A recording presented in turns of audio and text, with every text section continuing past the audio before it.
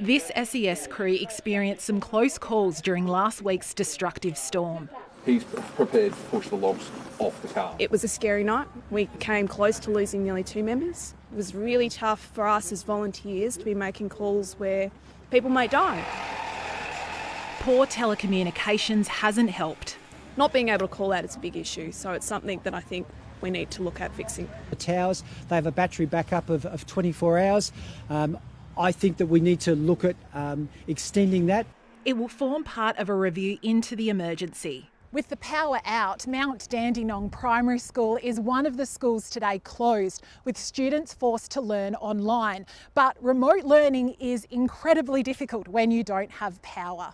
So how's it been at your house? Teacher Anna Francis has managed to get online classes up and running with a few of her students. Yeah, it's been up to teachers with generators to try and put some remote learning up for those kids who are able to access it. More than 16,000 residents across the ranges are still without power.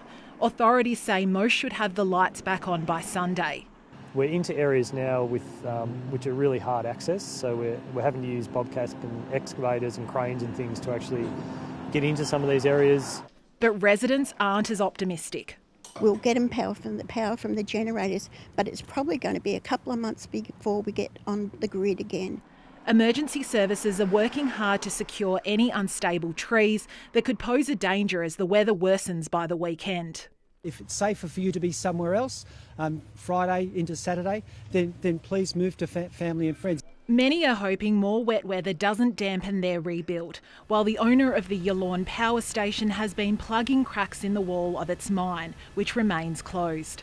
Hopefully, it can be managed and the mine can get up and running again in a short period of time. But it's definitely a big concern. Despite the mine closure, a second turbine was switched back on at the power station today, meaning it's running at 50% capacity for now. Talia Olatia, ABC News, Dandenong Ranges.